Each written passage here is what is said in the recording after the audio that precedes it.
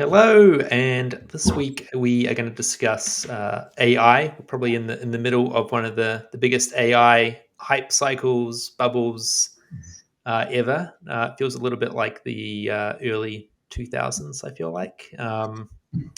And we are building we have a couple of products. The main one that we're building is the Figma plugin, email Figma plugin, and I wanted to kick things off by kind of talking about how this is not an AI enabled product yet, but we are still selling it. We're finding some great brands to work with, and so I just think it's quite interesting that we've found some success with a non AI enabled product. And I'm just wondering why is that? Does every product need to have AI these days, or is there room for non AI products to still exist? Because it kind of feels like there's not there's not room for anything that doesn't have AI fully embedded into it, right?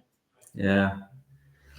Um, I think it's a kind of difference between what people are saying and what's actually happening in reality, maybe.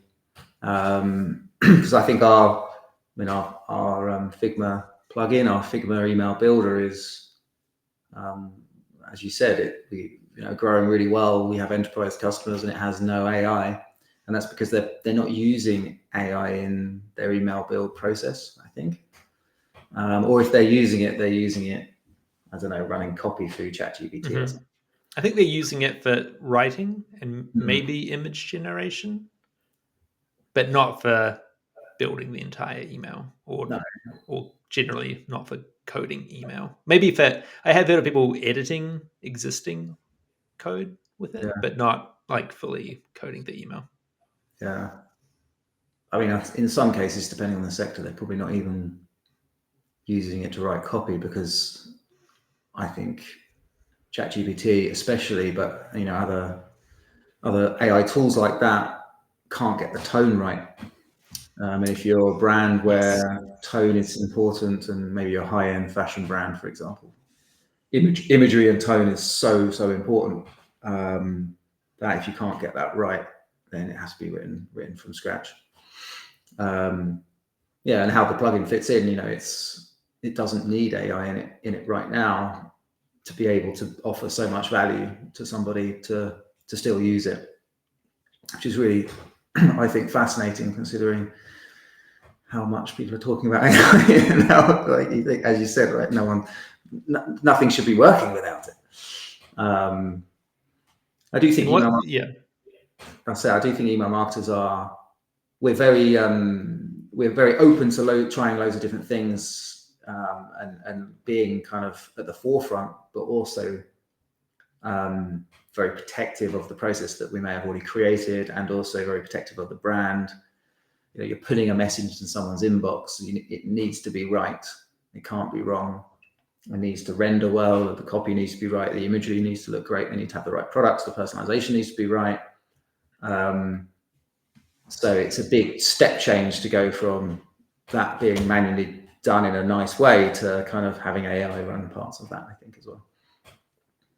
Yeah, and what's interesting is people aren't asking for AI, or they're not asking like, is this an AI tool? Is what I've noticed. Like on sales calls, no one's like, "Where's the AI in this?" Or is this? I think I have had someone ask like, "Is this AI?" Because they kind of assume everything, Right. everything these days is using AI. But for the most part, it's not something that people have actually asked for, No. specifically from me, which actually makes me question: should we be we are building AI into it, but now I'm wondering, is that a waste of time? Are we building features that people actually won't use in Well, the interesting reality? is we're building what we're calling AI into it between us and the developers, right? But you could probably get away with not calling it AI. What it's really doing is it's helping them speed up the build process in a way. Hmm. It's a It's good not. question. Do we when we actually release it, do we say this is AI? Like do we make a big Well, it jump and shout depends. about it being AI, or do we just say, here's what we can now do? It's Here's the interesting. benefit of it. Because if you say it's AI, that might mean that someone immediately assumes that you're going to start prompting everything, which is not necessarily the case in what we're building, which we will obviously share. But it's not like ask a question, get an answer, or ask a detailed, write a detailed prompt and get an answer. It's not like that, really, is it? It's more like helping that process. So maybe if we do say, it's AI, it's going to actually feel misleading because people expect something that it isn't. Yeah, I think maybe you just lead with like what it actually does and what the benefit is, and you don't say like this is necessarily AI.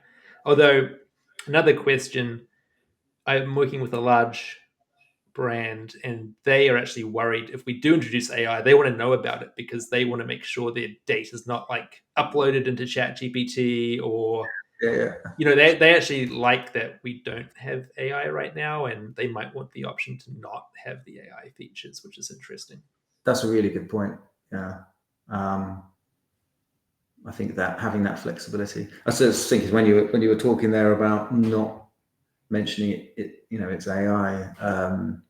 It's kind of that's going to put us well ahead in the future because eventually everything's going to have AI. So you stop mentioning it, you just show the problem. So whether it uses AI or not is irrelevant. But yeah, having that flexibility to turn it on and off for a brand that doesn't want it, if they're worried about their data or their brand or whatever it might be, makes sense, I think. I'm really fascinated to see, to actually understand how email marketers are using AI right now, and where they see the future of AI in their day as email marketers in the products that they use, which ones they see getting value out of. My feeling is that there's a lot of not slow adoption, but just general kind of wariness to make sure, as I mentioned, that it's not doing things that it shouldn't, or you're not. It's meaning you're not creating something that is wrong, especially with how things render in different inboxes. For example, when we're talking about email code. So I think we'll be surprised that there's not that much use of AI in email.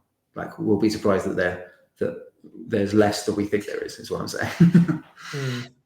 Yeah, I was telling you about this new AI email building tool that I saw the other day, and I checked out some of the templates, and they do not render on most email clients. Like I think they looked okay in Gmail, but then Outlook was completely destroyed. Like you couldn't read the email. Actually, a bunch of email clients, it did not work. And there's a number of things wrong with it. Where if any professional email marketer will look at it and be like, I cannot use this. This looks great in a demo, but this is not a quality output in terms of the code. Yeah, and I think, is that not what kind of is going to separate the good products from the bad and the ones that don't work? Because with the rise of products that allow you to prompt products together, so there's loads of them out there. With a few detailed prompts, you can create a product that builds email for you. So a non-email person can do that, or a non-technical person could create that and build a product and start promoting it. Great. But the real value is in the quality of the results that it's getting, that it's giving you. And the great example, and that applies to everything, I think. The great example is, as you said, with email code. Because like if you ask ChatGPT is kind of code me this email based on these brand guidelines, it's going to give you some HTML that you can use, but it will render awfully everywhere, probably. All right, so I think so. You need to train the AI so it understands what renders where, and also if you then want to make some changes, that those changes then don't affect the rendering again. Like you only get that when you know email marketing really well and you can develop for email marketing. And I think that's what's going to separate the two, in my opinion. Mm-hmm. Yep. Yeah, that's a good point. Separate the two in the sense of separate what works and what doesn't work. This is a bit of products that work and don't work. Yeah, yeah. But where do you think? If, when do you think we'll be just prompting to build an email? Like, what year do you think that will be a reality for like email marketers out of interest? Because I feel like we're still pretty far from that. I know like AI is exponentially getting smarter, and people are talking about like it's the end of the world soon because AI will be so smart that none of us will have anything to do because AI will do everything. But uh, right now, I do not see uh, fully prompt emails being a thing for another few years at least. I agree. I don't see, especially mid-market up to enterprise, SMB to enterprise. I don't see. Enterprise, I don't even know if they would. I mean, even when you can do that, I think there'll still be a professional marketer that wants Yeah, more control over it than just saying, I want to prompt everything in the email. yeah. No, it's going to take a bit of time. Um, yeah, I think it's going to be an initial wave of where people are thinking this is good, like this is going to be the way to do it, and then, or beg your pardon, this is going to be a good way to test. I'm going to test this out and try it, and then a few bits won't quite work, or they realize it isn't producing the quality, and then go back and ignore it. Even Mm-hmm. though the quality might get better a bit further down the line, they'll kind of dismiss that a little bit. Which is where I think it's going to be is that you'll build your email in the traditional way that you've done it, and then AI will be put into the tools that you're using to build your email to help you along the journey. So the AI is using AI to support what you're doing. So a good example of that could be that you'll create an email design system or a template in the normal way that you do it, and then you could ask AI to improve some copy or some headlines. You could ask AI to improve the layout, maybe, of how the kind of content is looking, as long as it's in those modules and sections that it can make sure it renders well. Mm-hmm. You might even say personalize these sections based on personalize these products of these sections based on some information we have about someone, and then it connects in and then pulls that back. That kind of thing. So it's supporting it, not just press a button and it builds a fully branded, personalized email for you. I just don't think that's not going to happen for a long, long time. Yeah, and it's exactly how you want it to look. Is the problem. Right. Um, I mean, they are going to get better for sure. It is going to get better. So whether it gets like that eventually is still probably, I guess, to be talked about and figured out. But yeah, what it does for us, I think, as well, in creating products, building products, buying products, whatever we want to describe it, is we have to make sure that a product that we're buying is going to survive having AI either as a competitor or trying to fit it into the product. So while I'm saying, okay, we're not going to see a full prompted email for a while, and I think we probably will agree on that, actually, or email marketers agree on that for sure. But if you have a product that doesn't improve the journey or the flow or how to use it or adapt to the new behavior that people are doing in some way, then it could get left behind. And that's kind of what I'm talking about with the prompting. Sorry, not the prompting, the helping in the journey, like in the build of the email. You can use AI to help you improve what's there or give you ideas about what's there. Because competition is going to do that, and they'll say they do that, and that could generate business for them, even though it might not change much of what someone is doing. right, right. Yeah, I mean, right now I feel like I've had very hit and miss experience with a lot of these current AI Mm, features. Like I was using one in Klaviyo the other day to like they want you. I think they even present the AI segment generator to you first. So they want yeah. you to like write in a prompt to create the segment, and I've never had it actually create a segment that I will use. I always have to go back and manually build the segment. So I think there's a lot of people that are a little bit disillusioned with the current AI offerings and what they can do. Yeah, I also worry that everything's going to look the same. They uh, are trying to make everything look like a Chat GPT chat box, aren't they? well, that and the output is going to be the same.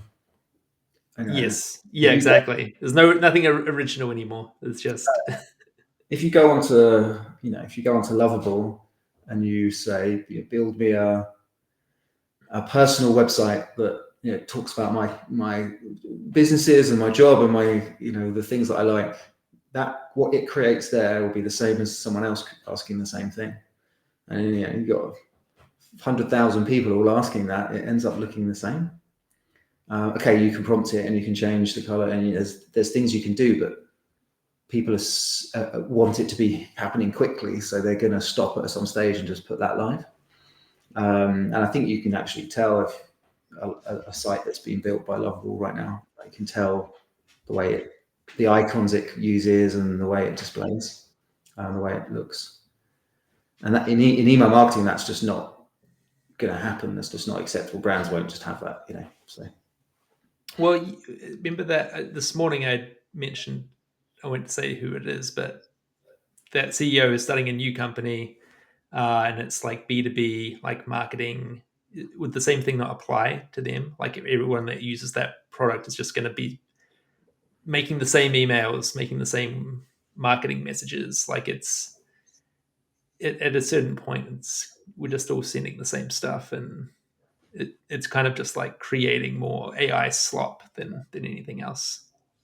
I think so. I think so. I think what's different with that product that you're talking about is that what is missing, I think, for a lot of mid-sized businesses is the consistency of marketing, and that's what you can get out of an AI product. In that, so you should be sending a weekly newsletter, and it's very hard to do that with a million things going on.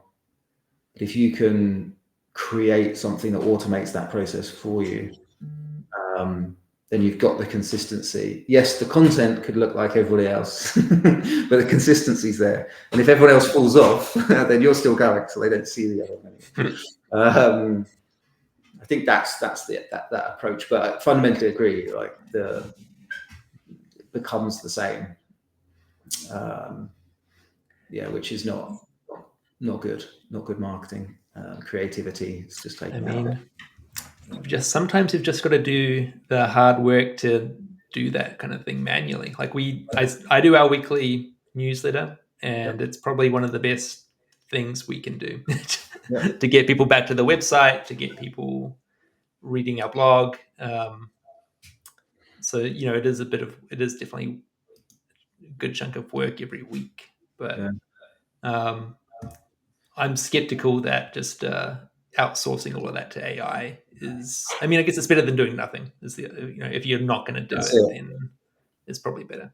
I think it is better than doing nothing. But I But I think that's still think like if you just if you can find the time, then you're better off doing that yourself. yeah. It comes into a little bit of why people do get excited about AI, especially the website builders or vibe coding generally, is that it's allowing you to have control and do it quickly, and just let it. I can just let it run. Just runs in the background. It's just going off. The fact of the matter is nothing works unless you put shit ton of effort into it, and you're doing Mm-hmm. it consistently and you're on it all the time. I think that's a fact.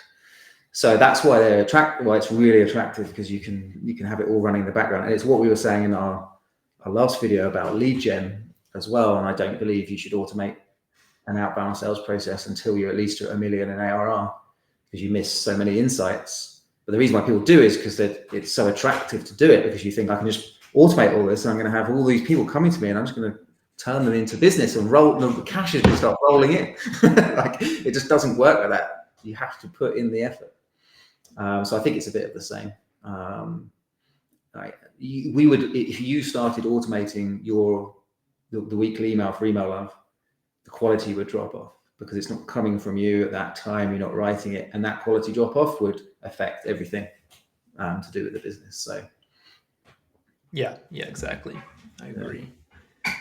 I mean, it is partly automated, not using AI, but there is a version of the newsletter that is automated. Yeah, but you automate the fiddly manual bits, right? So you can automate putting it together a little bit, and I think that's where people want to get to, is that can we remove those fiddly bits that we shouldn't really be doing manually and automate those? And then I mean, we are operating as a bigger team with AI than we would without AI. Like, we can write more content, we can create more content, and I don't think we're probably not even automating that much, but we can look a lot bigger than we are with the help of AI. But not only can we look bigger than we are, we can also get to the knowledge that we need a bit quicker, right? So maybe 5-6 years ago, even longer, if you wanted to try and figure out how to do SEO, at any level, you probably needed to hire an SEO agency, someone who knew what they're doing. But now you can ask a tool to scan your page and tell you whether it's going to render well for the keywords that you're trying to render well for. Sorry, I'm saying email. Rank well for the keywords that you're trying to rank for. And I don't think that knowledge was as abundant before. Does it make it a little bit harder though, because everyone now has these tools that they can use? You know, it's more competitive at the same time, isn't it? It is, yeah. It is, which is why in this particular case, what I'm hearing, and this is speaking to a few people who do know SEO and have worked in kind of the SEO field for a while, is that Google is only really ranking new pages and new websites if they have a strong domain authority. So something like 30, which is a domain authority. You can look it up. Just go to moz.com and it will tell you, put your domain in, it'll tell you your domain authority. If you're below a certain number, I think it tells you on there as well, the exact number. Then they're going to be, if you're creating loads of content and for a particular keyword, they're going to think that maybe that is AI generated. This is a theory, AI generated, where if you've got a good domain authority, then you've already created a lot of content for that domain, so they rank it better. That's the theory. Not 100% sure it's true, as you never really know, right? But so while yes, you can ask AI, you can probably prompt an AI to say, write me write me 10 pieces of content to rank for these 10 keywords, and it will create it all for you. And then you probably say, upload that to our Webflow site with all these images, and it'll probably do it all for you. Right? You've got it all there. But does that actually mean that you can rank for those keywords or not? Because the quality of the content might be as good unless you've written most of it yourself. Same thing applies in email, I think. Right. Do you know what our domain authority is? 34. It's 36. Oh, it's close. So it's pretty good. I think it's a pretty good domain authority. Although definitely some room for improvement. Yeah, I think over 30. Does it say on there the number that is kind of considered a good number? It compares you to like really big websites, like github.com is 96 domain authority, but that's obviously like one of the biggest websites in the world. 30. I mean, over 30, I think is very, very good. I think number's 30, if I remember rightly. So that, in theory, that should mean then when we are creating new content on the site, so new pages on the site, targeting specific keywords, we should rank more quickly for those keywords than, assuming our page is well formed and is good content, than someone who has less domain authority. That's the theory. Right. I don't know. As I said, I don't know if that's true, but that's what I'm hearing, and that's the theory. Yeah. Yeah. So kind of digressed slightly from AI. Yes. There. The other, yeah, I know. The other, yeah. Getting back to AI. Yeah. The other thing that's quite tricky is just finding people that are competent at building AI is quite challenging. I think the developers that we have building our Figma plugin, they, to be honest, they don't have a whole lot of experience with AI. So we are kind of learning with them and pointing them in the direction that we think it should go. But I think, you're not going to get someone from OpenAI or Anthropic to join your team anytime soon.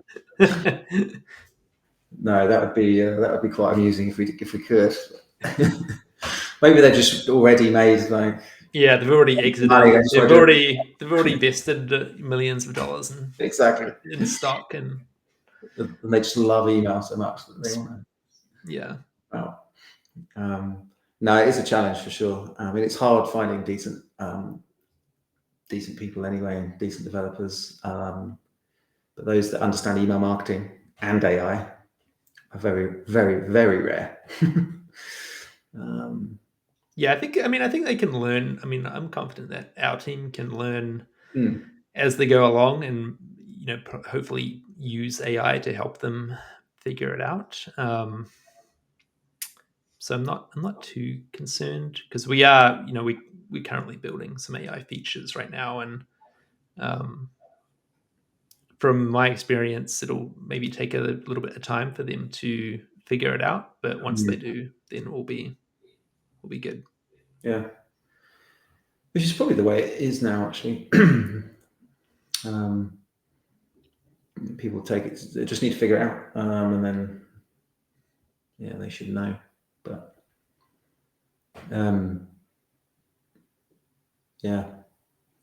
it would be good to have some more AI email developers knocking about. Yes, if you are an AI email developer, please get in contact with us. We would like to talk with you. Yeah. I wonder where they are. Maybe they don't exist. Yeah, I'm not sure. I'm not sure they exist. Yeah, maybe one or two around. Yeah. Yeah. Be interesting to see how they see it. Yeah. Okay, great. Well, I think we can probably wrap this session up. Hopefully, people found this useful or insightful. Let us know what you want to hear us chat about next time, and we'll see you then. Okay. Yeah. Bye.